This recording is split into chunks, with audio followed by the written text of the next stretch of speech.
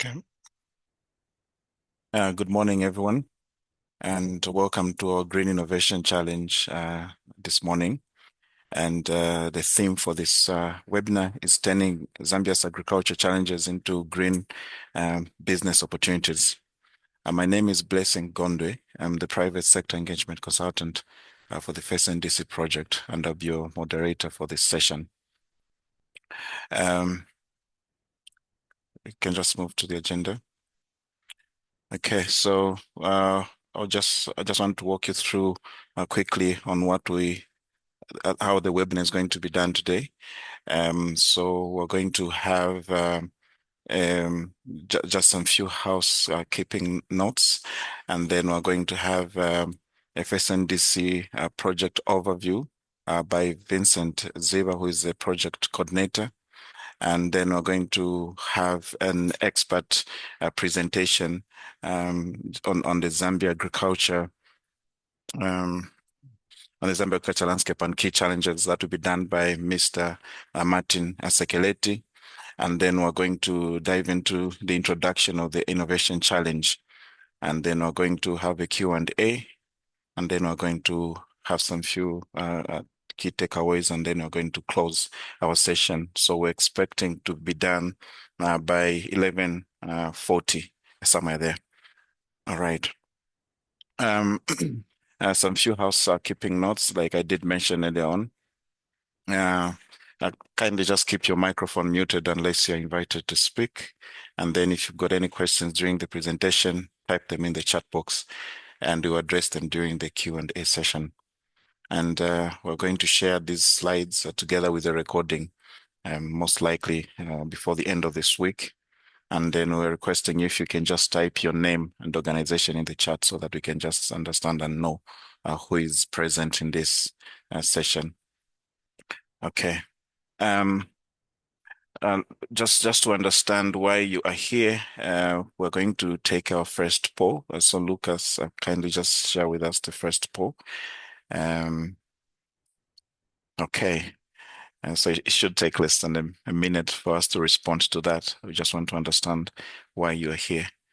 Thank you so much. Kindly just respond to that poll. And Lucas, let me know once we've gotten some responses.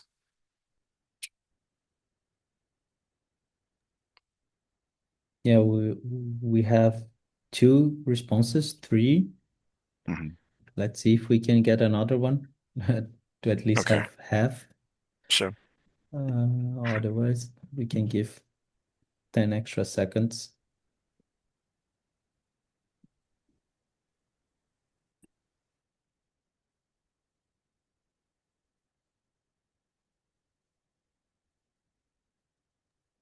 Yeah, we have 4 answers. I think sure. Can close. Okay. I'll kindly share the responses. Okay. Thank you so much. That's interesting. It's I think the past 3 webinars that we've had, I think we've had quite like higher percentage attending just to apply for this Green Innovation Challenge. But this is an interesting one because we're seeing that there's interest to explore green agriculture business ideas, and also that you're already working on agriculture business, our agribusiness, and you want just to learn more. And that's interesting. So you're attending the right webinar, and I do believe that you're going to learn something new that is going to help your business, and also to get some few new business ideas in the agri space. Thank you so much, Lucas. All right, so we are going to start with our FACENDC project overview now, and I'm going to allow Mr. Vincent Ziva, who happens to be the project coordinator for the FACENDC project, to share the project objectives and what we do as a project. Mr. Ziva, over to you. Thank you. Thank you very much, Blessings, and good morning, participants to the webinar.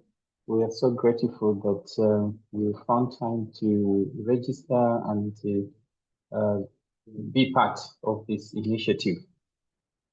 So the FACENDC project, as probably others know already, is a project which is supported by the German government through an ICI facility, which is International Climate Initiative facility established by the German government. And this project particularly focuses on capacity building. And it's a capacity building targeting the wide range of society. So we're looking at students, teachers, professionals, public and private actors, and communities at large to have improved capacity to adopt climate-friendly behaviors and to support a green transition of the economy. Ultimately, the project is contributing to government's commitment on the nationally determined contributions. This is a commitment that the government of Zambia made through the UN system on the UNFCCC, the United Nations Framework Convention on Climate Change, where we as government have committed to reduce greenhouse gas emissions by 2030. This is done in phases. Every 5 years it's reviewed. So we have the next 5 years, the NDC 3.0, where government has identified key sectors for greenhouse gas reductions. On this project, we are focused on 3 main sectors. That is forestry, energy, and agriculture. These are the key sectors that the FACENDC is looking at. So in our approach, like I did mention, that is a whole range of society that we are targeting, but we're using education as the means for attaining our ambitions. So we're looking at education both from the formal and non-formal systems. And we believe this webinar is part of that education process that we are taking. Like I did mention, we are taking a wide range of society, including private sector. And this particularly focuses on green transitioning, so which is private sector led or with focus. I must mention that, like I did mention, non-formal, formal, even civil society are all targeted to play a role in capacity development. And we're using GIS, the Global Information System, for monitoring. This is where we're developing QR codes. And I'm happy we have a QR code here, which you can always tap now. And it will lead you to the website where you can get more information. I'll be happy you can do that now. And these are some of the innovations that the program will be using QR code to monitor behaviors in the communities and see how we can attribute that to climate change and mitigation efforts.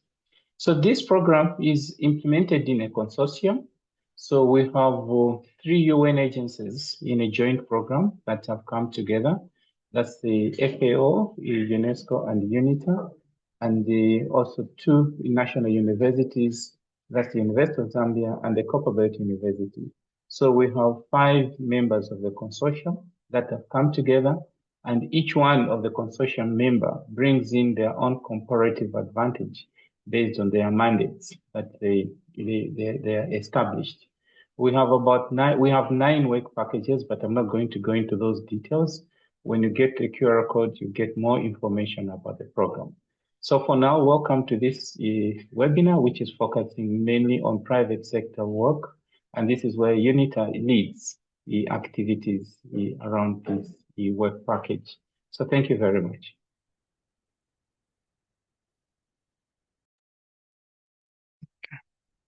Thank you so much, Mr. Ziwa, for that overview of the project. So now we're going to get to our next session that will be focusing on Zambia's agriculture sector, highlighting on the key challenges and also the opportunities for innovation. I'm going to invite Mr. Martin Sekeleti, who happens to be the coordinator of the Forest and Farm Facility at the Food and Agriculture Organization, to lead us in this session. So Mr. Sekeleti, And you can take over, please. Thank you. Thank you, and welcome to this session. I'll run through the presentation, but let me just go through the presentation outline to just highlight what I'm going to talk about. Good. As I talk about the overview of agriculture sector in Zambia, and also look at matters, why agriculture matters, major challenges, what can be done. I wish to say that not just having worked with the FAO here in Zambia, I've been working with the Ministry of Agriculture as an extension officer and also head of agriculture in a district. Then I also worked for JICA and also a Swedish-based organization which is supporting agriculture in Southern Africa, that including Zambia, Malawi, Mozambique, and Zimbabwe. So I've been around the agriculture sector for quite a long time, and I want to share a few things around the sector, what are the challenges, and basically also what I also propose to be done. Then when I come to a proposal, you see that most of my proposals are inclined towards the private sector. Of course, we still need government, to help us with, for example, policy. That's agriculture policy, extension policy, monetary and fiscal policies, also public service delivery, things like research and extension, also guaranteed finance. We need that from government, but there's quite a lot that the private sector can also do. So I try to just make sure that my suggestions or my recommendations are inclined towards the private sector. Okay, we can go to the next slide. Okay, so Mr. Sekeleti, before you continue, yes. So we have a poll with just some few questions that would like to gauge the understanding of our participants. So this is a three questions that we have in this poll, and would like the participants just to respond on the understanding of the agriculture sector in Zambia. So maybe Lucas, you can quickly just share the poll. The polls, I think there are three questions. Okay, so we have three questions. So if you can just see two, you can just scroll down, and then you're going to see the third question. So I think we have about a minute or a minute and a half. Lucas, let me know if a minute and a half is enough for us just to respond to this. So kindly respond to this poll, and then we can hand over to Mr. Sekeleti so that he can also understand our understanding as the audience on this subject. Thank you. And Lucas, let me know once answers have started coming. So far we have received one answer. Sure. Yeah, so I would kindly ask everyone to participate in the poll. We would love to hear from you and better understand what is your understanding of this topic that we're covering today. 3 answers. Perhaps we could try to get to 5 answers. Or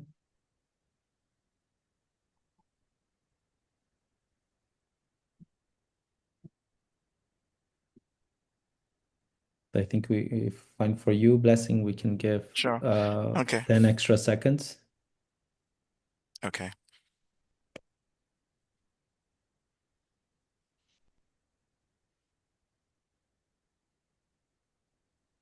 Okay, we have 6 answers. I will share the results now. All right. Thank you so much. Mr.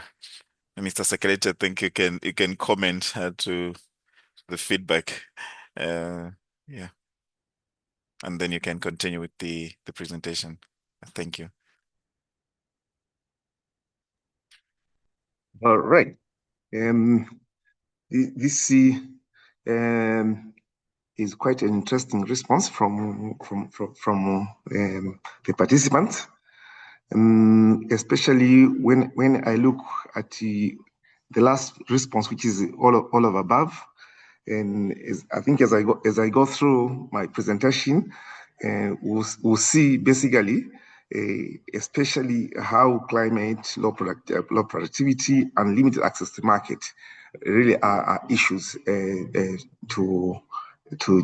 deal with in agriculture in Zambia. Okay, so I think we try and compare what I have, and also see how these challenges come in and how we would like to deal with them. Okay, can we go ahead? All right, so I try and give you an overview of the agriculture sector. Firstly, I'd like to sort of focus in the last 10 years, what has been happening in the sector. We see that first of all, from the overall outlook of the 2025 as a year, we see a positive outlook that the GDP is expected to grow by 5.8%. And this is a projection. I must say that the figures are not yet out for Zambia. These were projections. These were made by Parliament and also some independent studies. So we expect a growth of the economy generally. And going forward in 2026, that's this year, and going into 2027, it's even expected that the growth will be higher, getting to about 6.5. This is projected that will be driven by mining, agriculture, and tourism. And I underline agriculture there, showing that we are in contention in the agricultural sector that are going to contribute quite significantly to the GDP. However, just looking a little bit back, the period 2014 to 2016, the contribution to GDP was relatively high, with figures with figures running between 6.2 to 6.8. So this was kind of a very good years for us. But then came 2023 to 2024, just a few years back, the contribution fell significantly to about 2.3 in 2023, and further decreased to approximately 1.8, which was just 2 years ago. So our contribution in the agriculture sector to GDP was quite low, very, very low indeed, and this has been the lowest ever since. So 2024 performance, the sector experienced contraction of about minus 9.2 in 2024 due to severe drought. And this made the agriculture sector a very low performing sector, in the agriculture in Zambia. So we can see that we are having challenges already in 2024, and of course we had a severe drought, and this impacted on how much the sector could contribute. Now, I want to say that part of what you call the agriculture sector is crop production, livestock production. We've got fisheries and capture fisheries, aquaculture. We also have forestry, falling within the agricultural sector. Okay, we can move to the next slide. Now, I want to emphasize that the importance of agriculture in the economy of Zambia is measured as the value added of the sector as a percentage of GDP. So as a proportion of GDP, that's how we are looking at the importance of agriculture. So historically, what has been happening is that from about 1960 to about 2 years ago, 2024, the average in total, the average is a contribution is about 12.19% to the GDP, though this average has fallen in the later and more recent years to about 9.2% as a contribution. The minimum value, 1.8, was reached in 2024, and the maximum was reached in 1993, reaching about 30.5%. Now, you note that this increase in about 1993 was more or less coming from a recovery process or a recovery period. We had a drought in about 1991, 92. So, and that's also the time that Zambia were changing government. We're moving from UNIP era to multi-party program, era. And in this era, we're also changing policies. So in the beginning, I think the issue of how we would run agriculture was a bit difficult, but then we coupled with the government change and policies. The following year, we recovered, and that's this year that we had a high GDP contribution. Can I go to the next one? I just wanted to show you how our contribution as an agriculture sector has been in the years from 1960 to 2024. You will see that in the earlier years, our GDP contribution to GDP was a bit higher. And then 1993 it was highest, and it started falling. So it has been falling over the years until 2024. But then you see that the red spots that I put in, those are the years when we had a drought. And it also tells you, it also tells that drought has had a major has had a major effect on our on the agriculture output and contribution. So you see where there's a red spot, where we have a red spot, we have low production or low contribution to GDP, meaning that drought was affecting us. In some spots, you see that drought was even consecutive, like 2 years in a row.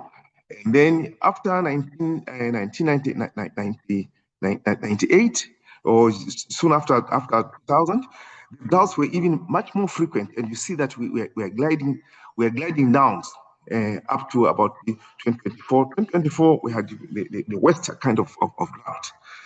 So this, I just want you to relate what really happens, in terms of GDP contribution when there is a drought in the country.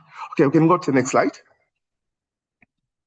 And in the more recent years, starting from 2027 up to 2024, this has been the trend. Basically, we've been sliding down in terms of GDP, but you see significant reduction in the years that has been drought, where the red spots, those are the years that have been drought. Have a drought 2018, 2019. And you see that the GDP contribution was sliding from 3.3% to 2.8%. And then we started rising a little bit. And then it came 2024. In the 2023-2024 season, we had a drought. And this drought, I must say that in the 2022-23 season, it had begun, but it's slowly coming in. So it wasn't very severe, but 2023-2024, it was very, very severe. So this is just a picture to show that agriculture that we are practicing in Zambia is much more rain-fed or based on weather patterns. Right. Next. Okay. So the contribution of agriculture in terms of GDP growth has shrunk over the years, reaching 1.8 in 2024. It is also observed that annual GDP growth has assumed a similar pattern to that of the agriculture sector's contribution to agriculture. So what I'm trying to say here, or what I'm trying to put across, is that the economy of Zambia, in terms of its growth, is also tied to the amount of contribution that agriculture makes. So there is a positive correlation between GDP growth and agriculture contribution to GDP, the general GDP. And this is an indicative that the Zambian economy also is highly dependent on the agricultural sector. So I want to show you in the next slide how this correlation is. So let's have the next slide. So you see that the percentage of agricultural contribution, the red colored or the light colored line, this has been the contribution of agriculture to GDP, percentage contribution GDP over the years from about 2012 to about 2021. This analysis was made by the Ministry of Agriculture, and you also note that in the years that GDP has been declining, it has also been the years that agriculture has contributed minimally. As also GDP contribution rises from agriculture, we see also the economy rising. So basically, Zambia, besides mining, we are an agricultural country here, and the livelihoods of many Zambians depend on agriculture. I think this is the emphasis I try to make here. So this actually gives us now a business case in agriculture. Next slide. So, and again, I would like to say that part of that slide which I mentioned is contributing to why agriculture matters. So we're going to look at now why agriculture is important in Zambia. Let's go to the next slide. Now, according to the results of the 2022 census of population and housing in Zambia, our population at that time stood at 19.6 million. Of course, now I think we are above 20. But of course, out of that population, we see that 60% of our population lives in rural areas. Now, this is very important. When you have a majority of the people living in rural areas and are depending on agriculture, it means agriculture matters. So there's an estimation of 1.6 to about 2 million smallholder farmers who form the backbone of the agriculture sector in Zambia, accounting for about 82% of total output. Now, these small-scale farmers, you will see that as we go on, the productivity is quite low. And the low productivity contributing to 82% of total agricultural output in Zambia is also worrisome. So although agriculture in Zambia only contributed 1.8 to about 4% in the period 2017 and 2022 to GDP, it employs more than 70% of the population.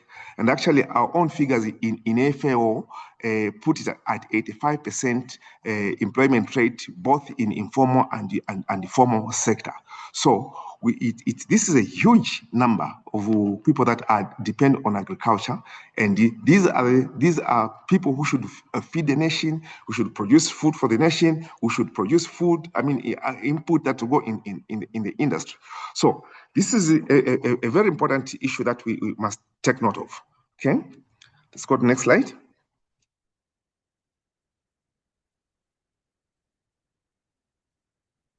Now, we also see that out of the people that we're talking about that live in the rural areas, close to about 12 million, poverty levels are very, very high in the same. First of all, just Zambia in recent times, we've seen an increase in poverty levels moving from 54.4% to about 60%.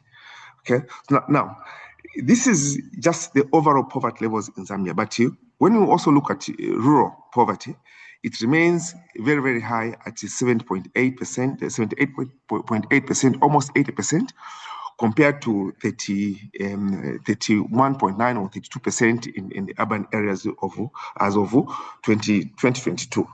So Zambia, in short, has got a higher rural poverty and also a higher level of people living in the rural areas. And I must mention that besides looking at the higher number of people living in rural areas, the number of women and the number of youth and the children in rural areas means that they are affected more in terms of poverty. So the poverty face is really seen in women and youth.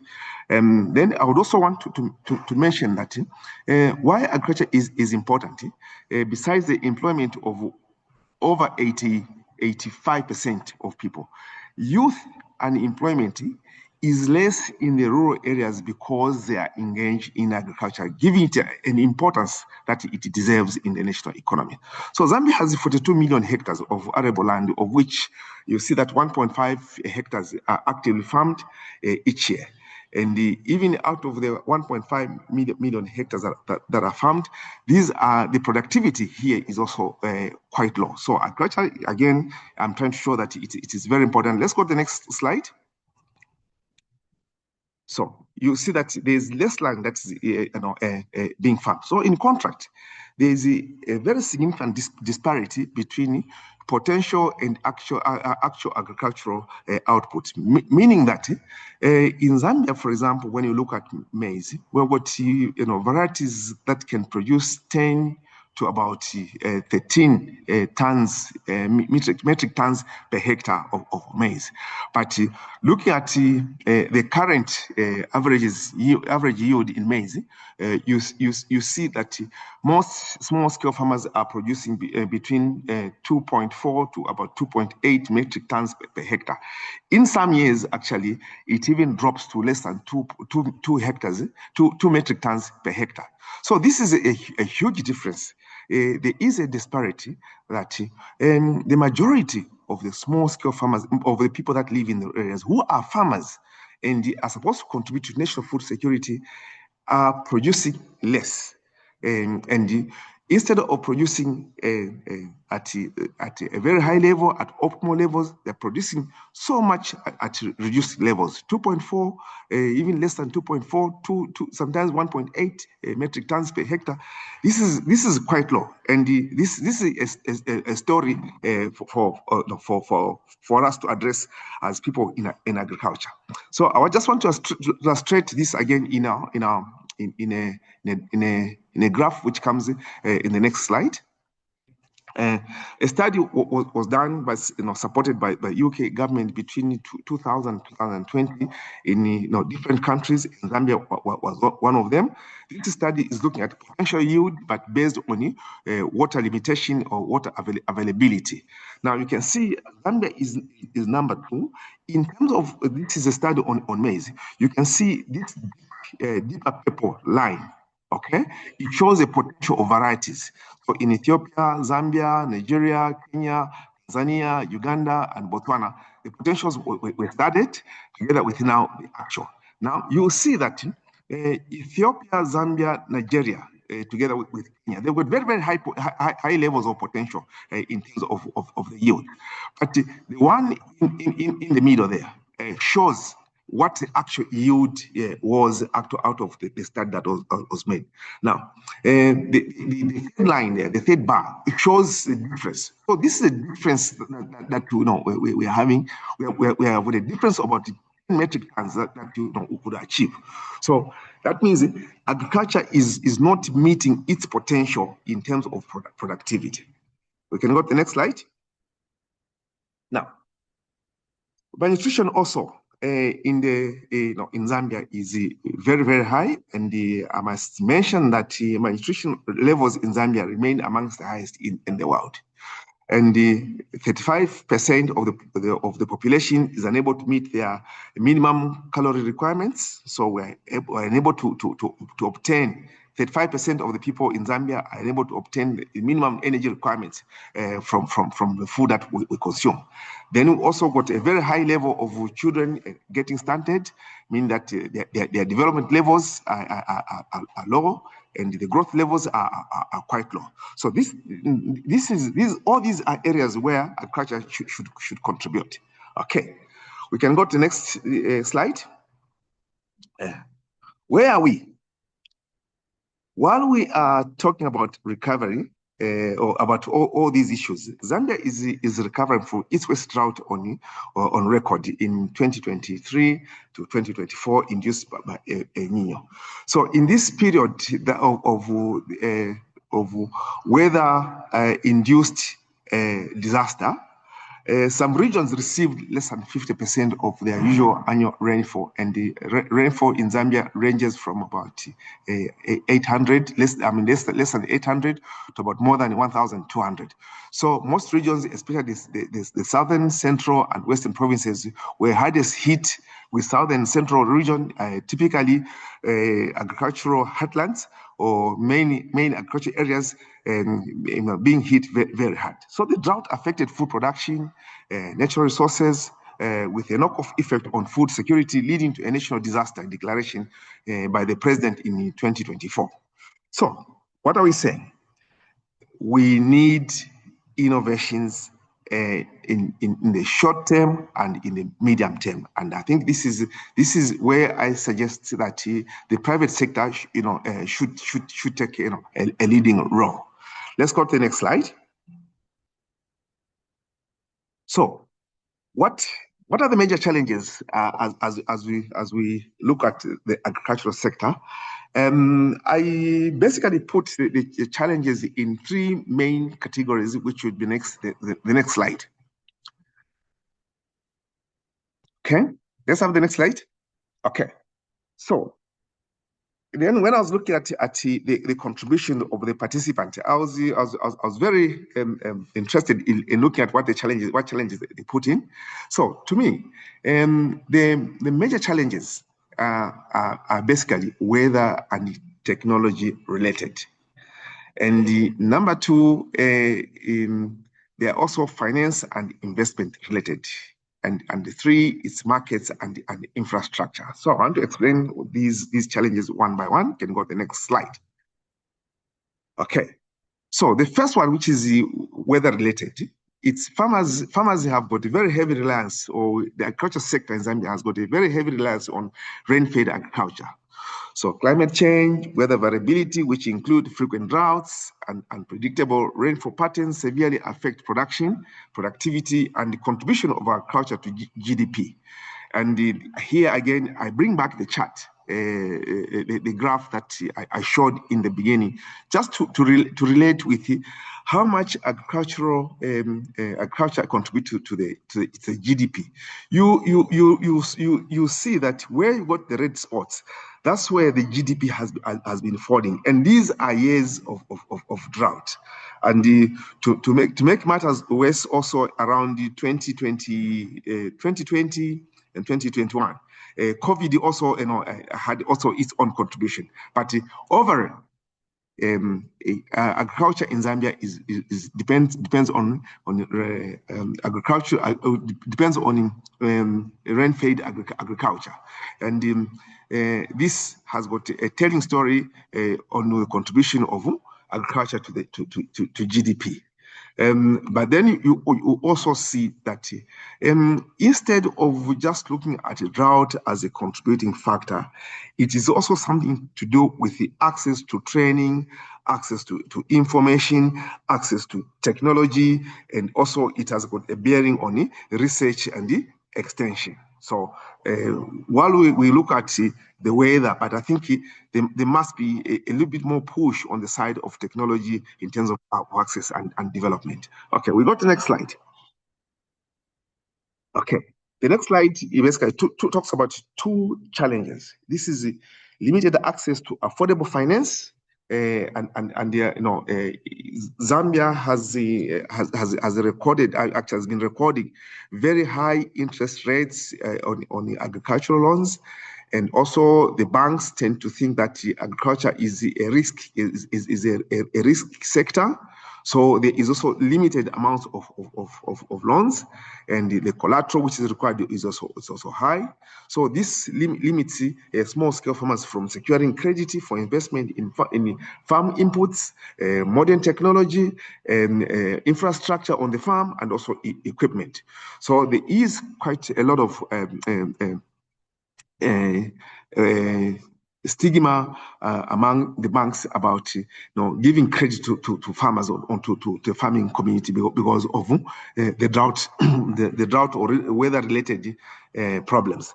But also, generally, we see that there's poor market linkages, especially around access to major markets. We see a lot of middlemen playing a role in marketing, and then we also see quite a poor level in terms of aggregation. We also see a poor level in terms of processing, which also should lead to a higher market. This also results in waste because processing is unavailable, aggregation centers are unavailable, but also to increase to this is also the poor state of the roads, in the rural areas. So we see a lot of wastage, or farmers receiving low prices for their input. These are I think for me are the main challenges that we have in the agricultural sector. But we can also do something, and I want to look at the innovations around these some three areas. So we can go to the next slide. So what can be done? Next slide, please.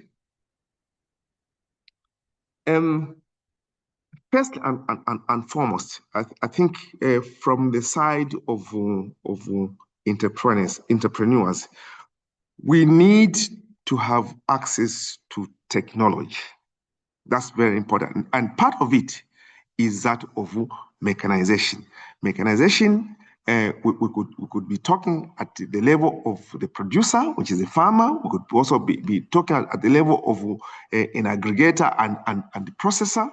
So agriculture is quite, it has a lot of drudgery. So for me, machinery, mechanization, and mechanization services are very, very important, both at primary level and also at the processing level. And then number two, because of droughts, we tend to have a very high risk in terms of growing or depending on one enterprise of the farm. So it is important that farm integration and diversification of enterprises is promoted. So we need to promote diversification and integration and diversification of farm enterprise so that the risks that are related to weather can be spread to different enterprises. And again, looking back at the droughts that have been affecting us, water shortage for quite a long time, I think irrigation should be introduced. So we can see that part of the land that is produced, that is farmed, which is 1.5 million hectares, most of it is rain-fed. So irrigation in Zambia is a very poorly used. So promotion of irrigation facilities, efficient water use technologies is also quite important. That should be also an area for entrepreneurship. Then also, and we could also be looking at outgrower schemes, processing, and market linkages. Here, my take is that we could be looking at mechanized outgrower schemes feeding into a local processing plant or facility. And this facility, which has got a linkage to a higher market as an intermediary. So this is very important for me because it brings in more of linkages and the assurance of markets together with the supply of inputs. Now here again, I would give an example of, for example, what I would call dairy hubs. Okay, so you could have a dairy hub in the community, which is run by an entrepreneur, receiving milk, processing milk into semi-finished products, and also this cooperative or entity linking to a higher market, maybe in the urban areas. But also selling a part of the partially processed milk to an off-taker. But as a processing entity, it should have an outgrower of farmers who are basically being supplied, who are also connected to an input market, such that the processor is a source of, for example, a source of a loan through a third party, but as they supply milk to the processor and the processor is processing, the money, say it's a loan. It can also go back to, it can also be cut and be sent to say a bank. And more milk or more milk products are also linked to the market. I would also want to also equate this last part in terms of outgrower to building what I would call market centers or processing centers, where, for example, integration of maize, cotton, groundnuts, and sunflower come to a single unit, more or less like an industrial park. And these are linked to off-takers and also the members of the outgrowers are linked to the bank to cut down on the risk to the bank as a source of loans. But in the same industrial park there, you would have also input suppliers. So this is my take in terms of what we could be looking at: mechanization, integration of farm inputs, farm enterprises, and efficiency, efficient technologies, and also the aspect of just linking the whole process of agriculture from production up to marketing, linking all through processing through an aggregator or a processor. I'd like to end here and see if we can have any questions that might be interesting to all of us, and that we could also provide some responses to. Thank you so much for your attention, and we can have some questions.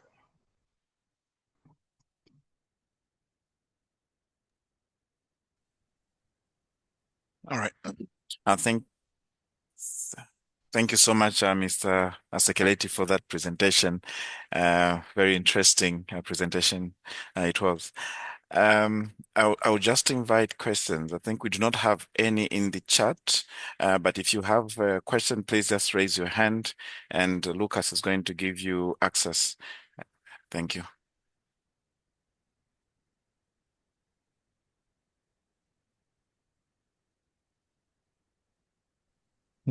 Hi, Blessing. So far, no questions here from participants. Okay.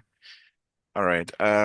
So then maybe I have something as I was presenting that I thought maybe I should ask just one hand raised just now. Okay, so thank you. Gillian, I'm going to give Gillian the floor now. Hi, Gillian, the floor is yours. Hello, good morning. Thank you, Martin, for that great presentation. I just have a quick question on something I thought you didn't touch on: how much of this innovation is going around in the agriculture sector, because I want to believe that there's been a lot of investment in the agriculture sector and that there are a lot of startups also. Something that you really haven't touched on. So I was just wondering whether you have any picture of what's currently going on, and maybe we can start building from that point, and whether much of these startups are linked to the current climate financing investment. Thank you. Thank you, Gillian, for your question. And I want to agree with you that there's been quite a lot of effort made in startups.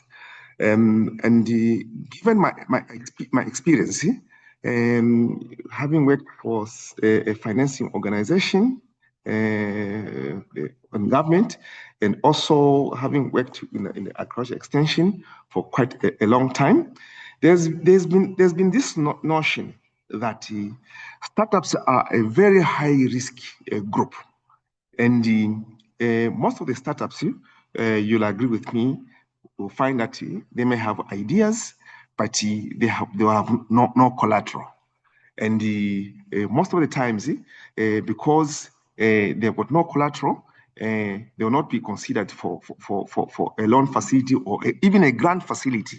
That has been the tragedy of startups, and this is quite worrying. But also, I must mention that the capacity also of the extension service delivery system in this country is quite low. Number one, it starts with the numbers of extension officers to number of farmers, and also now we no longer talk about farmers. We talk about even like corporate members. They may not literally be farmers. Some of them are traders, but the delivery of information technologies has been quite poor. So we also see, and this has got an effect on GDP.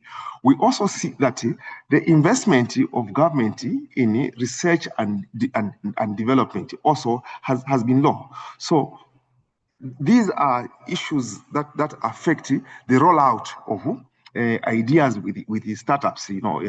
So financial delivery is an issue.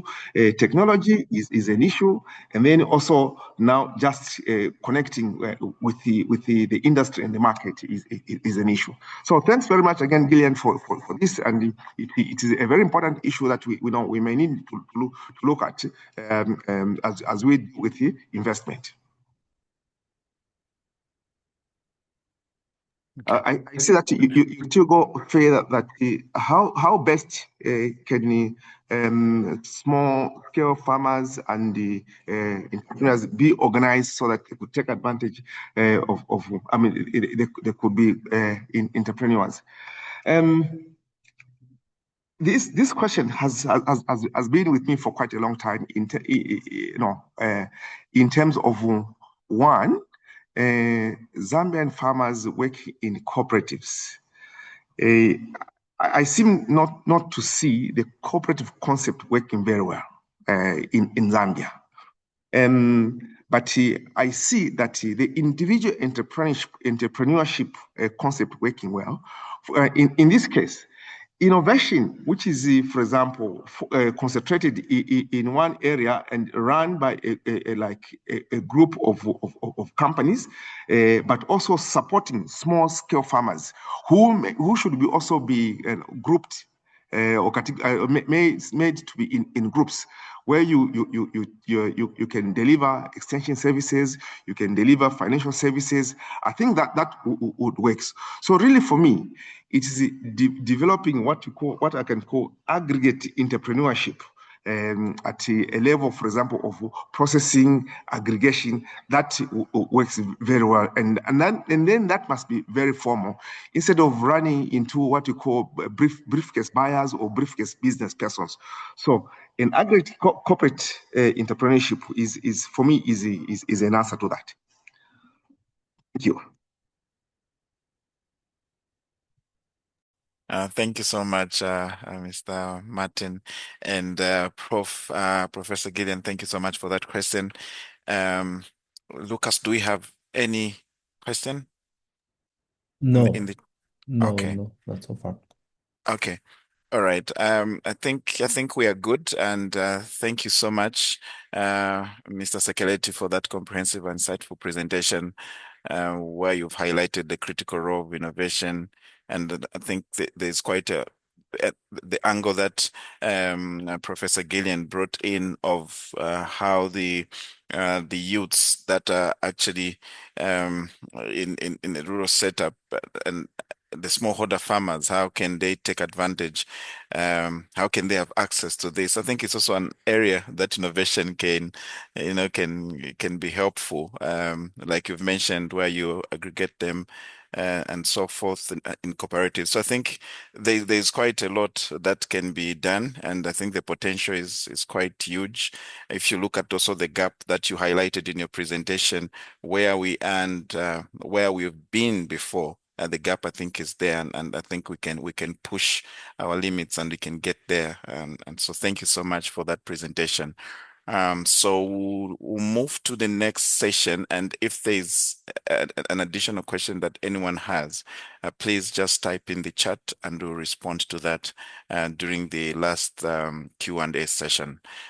So for now, allow me to introduce Kasiku Kayuma, who happens to be the Social Innovation and Research Associate at Bongo Hive Consult.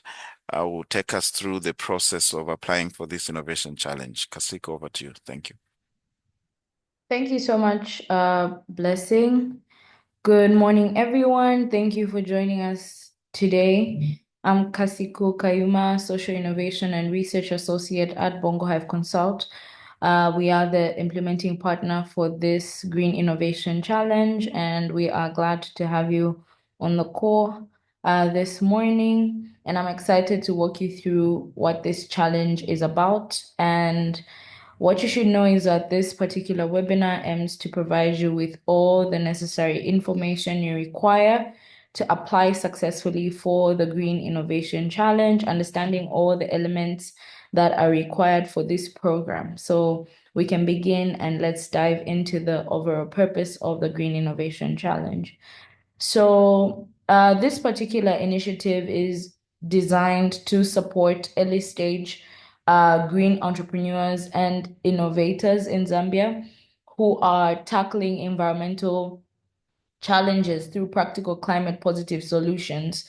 So the challenge focuses on solutions that are aligned with Zambia's green economy goals and national development priorities. So our goal through this particular innovation challenge is to provide capacity building, training, as well as financial and strategic support to the innovators, offering them 2,200 US dollars in grant funding for the top 3 innovations that will be selected at the end of the program.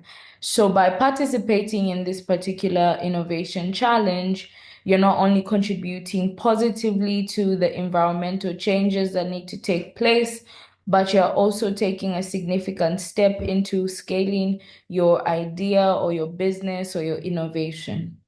So I think it's very important to note why you should participate. I did notice at the beginning of the session that there was nobody interested in applying for this particular Green Innovation Challenge, but I hope that by the end of me running you through the process and what it looks like, you would be interested in applying for this particular challenge. So why should you apply for this innovation challenge? There are several reasons, but I'll just share 3 reasons as to why.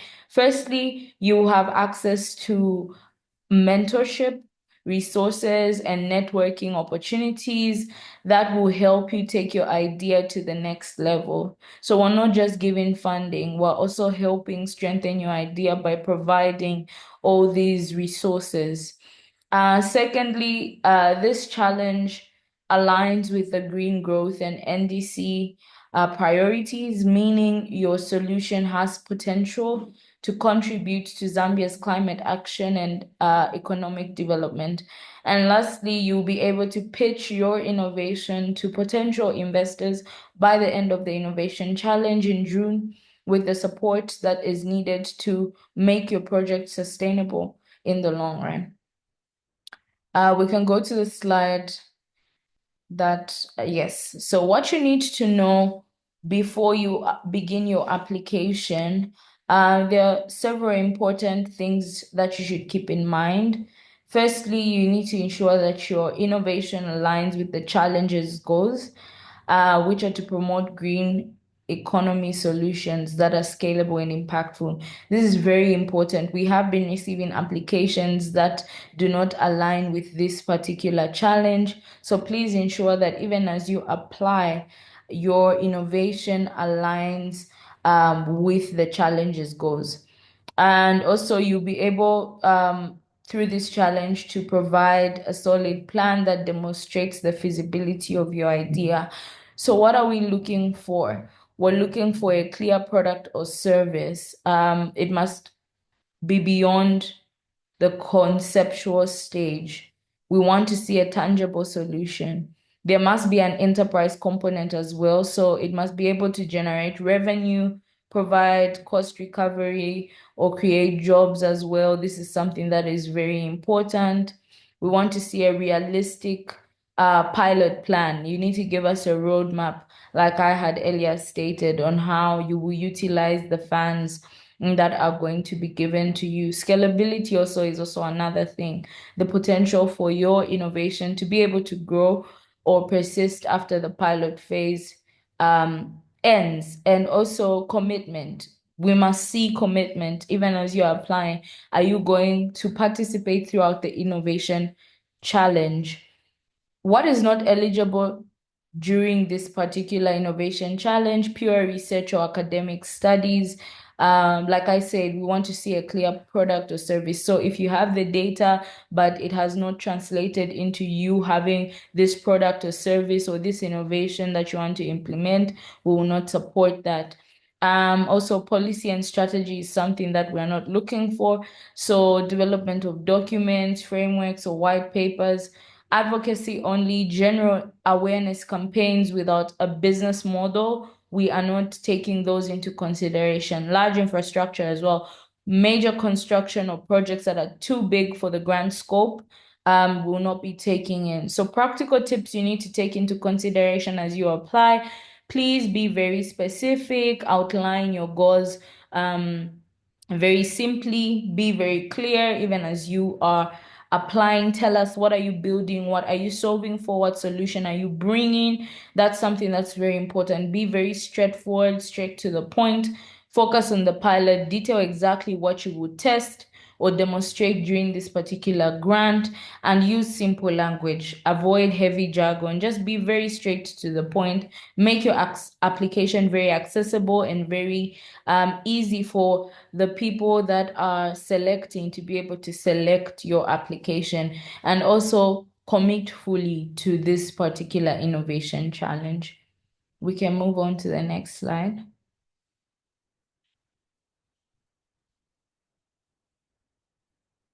I'll talk a little bit about the evaluation criteria. So once you have submitted your application, you'll be evaluated based off these 6 things: your application, the applicant's commitment and readiness, which makes up 10% of the application. Basically, how motivated and committed are you to participating fully in this challenge? The relevance to the green economy and climate action, which is 25%. How clearly does your innovation address these particular areas? Enterprise model and economic viability is also something that is very essential, which makes up 20% of your application. How clear and realistic is your business model, and does it have potential to generate revenue even past this program? Feasibility and pilot readiness makes up 15%. The clarity of your proposed activities, the appropriate use of the funds that you'll be granted, and also your team's capacity to execute the plan is another criteria we'll be basing your application off. And then the 5th thing is environmental and social sustainability, which makes up 10%. The expected environmental and social benefits of your innovation are something that are very essential as well, and potential impact and scalability, which makes up 20%. So the climate positive outcomes, scalability, potential, and likelihood of adoption. So when you are applying, make sure that your proposal directly addresses these particular areas, as they are very critical to the evaluation of your application. We can move on to the next slide. Now I'm going to talk a little bit about the timelines and the duration of this particular innovation challenge. So the call for applications is already open and will be closing on the 3rd of March. So if you have begun the process of applying or you're yet to apply, please do ensure you complete your application before then. And then today is our last session with the webinars. And after this, we'll be able to synthesize the data collected from this particular information sessions and come up with challenge statements that will be used during the innovation challenge. Shortlisting and evaluation is currently ongoing, so make sure you complete your applications, as it is being done on a rolling basis. Then we have the design sprint that is going to run for 5 weeks, starting at the end of March through to the end of April. And after that, we'll have pitch day preparation, which will run for a week, and then the pitch day event itself. Then capacity building thereafter for 5 weeks. Then we'll have demo day preparation and the event itself, which will run for 1 week, ending on at least the 2nd of July. So now I'm just going to quickly do a short demo on how you can apply.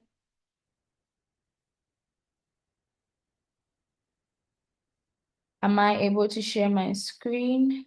Okay. I think so. All right. Thank you, Lucas. I believe you can see my screen. So once you click on the link, it will land you on this very page. And once you get here, you'll be requested to apply using your email. So you simply click on your email. And if you're logging in for the first time, it will send a verification code to your email address that you can simply input. But since I already did that, it simply takes me to this particular tab. You can click on find out more about Innovation Challenge just to get more insights on what we are looking for. That could be the evaluation criteria, what is not eligible, as well as what we are looking for. And then if you are applying as an organization, as a team, you can simply click create new, enter your organization's name, enter your website if you have a website. If you don't, you can simply click I do not have a website and create your account. If you are applying as an individual, you can simply just click it's just me, enter information about yourself here. And once you are done entering that information, you will be able to access the application information. It will take you about 45 to 60 minutes to answer these particular questions. And once you are done answering the questions, you can simply scroll to the bottom and click connect with Gondwe, Kasiku, and Josephina, and you will at this point submit your application. So we are using a platform called F6S. Once you follow these particular instructions, it should be easy for you to submit your application.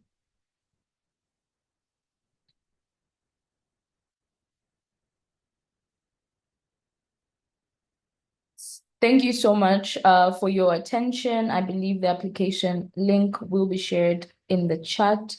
And we look forward to receiving your applications for this particular innovation. And thank you so much. Thank you so much, Kasiku, for that overview. We can now move into the Q&A session. Please raise your hand or use the chat to ask, and then Lucas is going to give you access. Thank you so much. I know there was a question that was typed in the chat requesting for a link to the application form. I think that has been shared in the chat. And if you didn't manage, there's also a QR code, but we're also going to share the link along with the presentation. Thank you. So if there's any question, please raise your hand.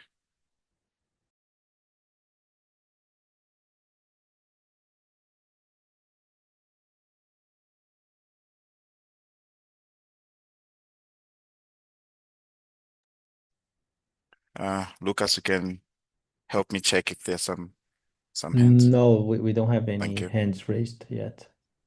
Okay. Okay.